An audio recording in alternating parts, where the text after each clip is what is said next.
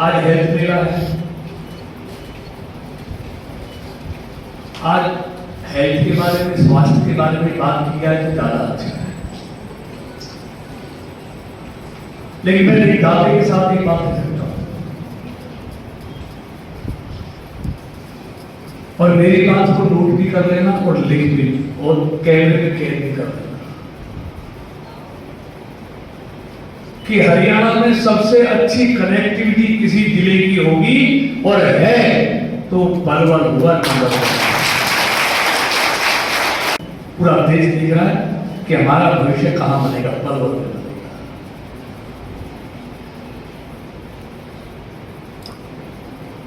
दो 2014 से पहले क्या हालत थी, मैं देश और हरियाणा की पलवल और फरीदाबाद की कह रहा हूं।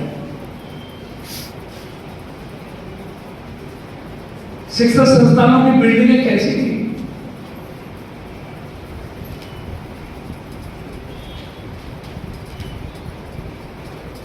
सड़कों का क्या हाल था, नहरों का क्या हाल था। फरीदाबाद के बॉर्डर से चलते थे, होडल बॉर्डर पहुंचते पहुंचते 2 से 2.5 घंटे लगते थे। और मैं आज एफिडेविट दे सकता हूं, फरीदाबाद के बॉर्डर से चलना 45 से 50 मिनट में आप होडल के बॉर्डर पर पहुंच जाएंगे।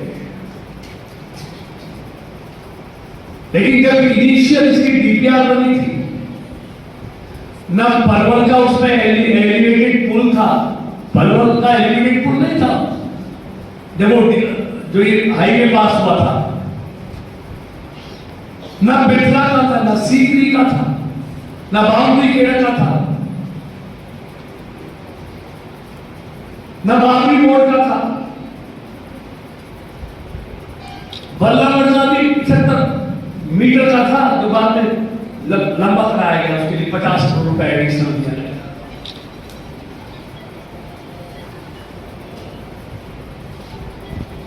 ये बाद में मोदी जी की सरकार आने के बाद सब एडिशनल बनाए गए और हजारों करोड़ के बनाए गए, अलग से लगाया गया। ये पलवल का जो एलिवेटेड पुल 215 करोड़ की लागत से बना है, ये मेरे कहने से नहीं, इसका रिकॉर्ड निकालना। ये सिकंदरा में प्रस्तावित था, सिकंदरा में, यहां तो शहर के अंदर से ही जाना पड़ता, लेकिन मंगला जी ने मांग रखी यहाँ की प्रगति रेल में मुख्यमंत्री के हफ्ते अभी विभाग हमारे पास था। हमने सिकंदरा से उठाकर उस पैसे को उठाकर टेक्निकल उसको पलवल ले आए। सिकंदरा आज भी वैसा ही है, लेकिन पलवल की तस्वीर बदल रही है। मेरे कहने से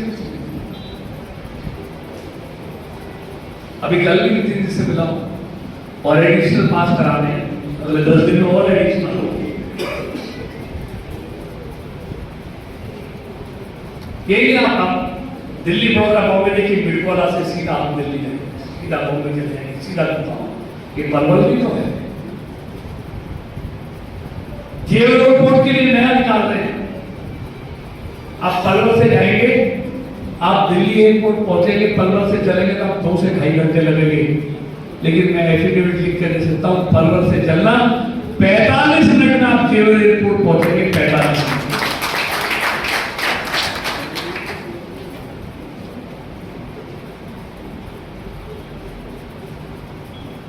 कॉरिडोर रेलवे आ रही है, उसका सर्वे जमीन के एक्विजिशन की प्रक्रिया शुरू होगी, सर्वे शुरू हो गया। जो पलवल आप कल्पना कर सकते हैं कि 500 दिन में आपका केडीपी और केपीपी बनके तैयार हो गया, 500 दिन में।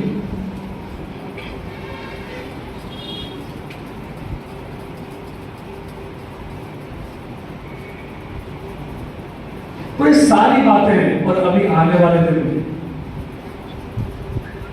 महीनों में ही बता रहा हूं आपको एक और बहुत बड़ा तोहफा देने जा रहे हैं कि आप गुड़गांव फरीदाबाद से चलेंगे तो आपको 15 मिनट में गाजियाबाद पहुंचाएंगे, 15 मिनट में फरीदाबाद से गाजियाबाद, फरीदाबाद से 15 मिनट में गाजियाबाद। इसके लिए नियत चाहिए, नियत।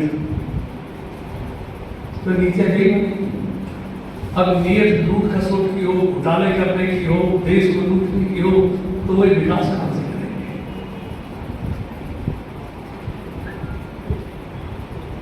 कोरोना से पहले कोरोना की बात है, हमारी घर बैठी है आशा वर्कर है, मैं इनको बधाई देना चाहूंगा कि आज देश कोरोना की महामारी से अगर लड़ पाया है तो इसमें हमारे डॉक्टर, पैरामेडिकल स्टाफ, सफाई कर्मी, आशा वर्कर, आंगनबाड़ी वर्कर, इनका जितना धन्यवाद किया जाए उतना कम है। इन्होंने अपनी जान को जोखिम में डालकर सबके जीवन को बचाया। अभी भी कई वैक्सीन हिंदुस्तान में मंगाते हैं तो सालों लगते हैं, बाद में से 135 करोड़ का देश। जब अमेरिका, ब्रिटेन, फ्रांस में वैक्सीन बनी तभी हमारे वैज्ञानिकों को बधाई देनी चाहिए, मोदी जी को बधाई देनी चाहिए। उसी टाइम वैक्सीन का एक नहीं 4 वैक्सीन का निर्माण भारत में हो गया। कल्पना करो भारत में वैक्सीन नहीं बनती तो हमको बाहर देश से कब मिलती, कितनी संख्या में मिलती, हमारे देश की हालत क्या होती। हिंदुस्तान में अब तक 187 करोड़ डोज लग चुकी हैं, कुछ दिनों में वो 200 करोड़ डोज लगने वाली है। और यही नहीं, बाहर नहीं, अब तो वैक्सीन बाहर ही हिंदुस्तान में ही रहा है। देखिए, हमको मोदी जी के रूप में दुनिया का सर्वश्रेष्ठ नेतृत्व मिला है, जिसका एक ही ध्येय है अपने भारत को दुनिया का सबसे अग्रणी देश बनाना, सबसे सशक्त देश बनाना। अब आज हेल्थ मिला, मैं हेल्थ के बारे में 5-7 मिनट बात करना चाहूंगा। मोदी जी ने जिस दिन बात इस देश की बागडोर आपके आशीर्वाद से संभाली थी तो उन्होंने एक शब्द कहा था कि मेरी सरकार इस देश के गरीबों को समर्पित सरकार है। इस देश के संसाधनों पर पहला हक गरीबों का है। और एक प्रधानमंत्री ने क्या कहा था, उसने कहा था इस देश के संसाधनों पर पहला हक अल्पसंख्यकों का है।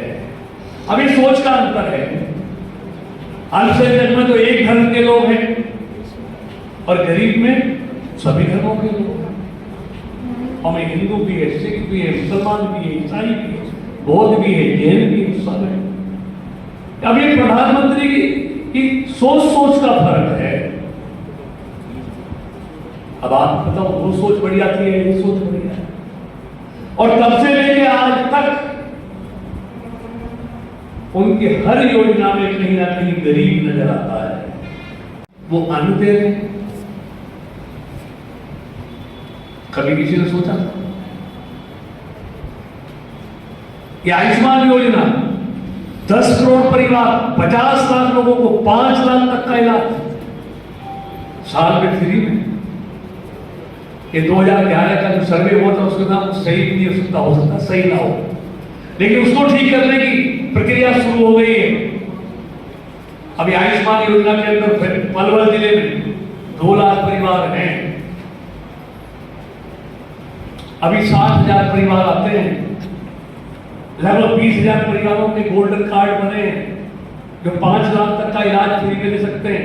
यानी कि 1 लाख से ज्यादा कार्ड बन चुके हैं अब तक, जो 5 लाख तक का इलाज साल में फ्री में कराए। कभी किसी ने सोचा था गरीब आदमी को बुखार चढ़ जाए तो 20,000 से कम वो भी नहीं उतरता, कहां से लाएगा 20,000। लेकिन इस गरीबों के इलाज की चिंता भी प्रधानमंत्री ने की।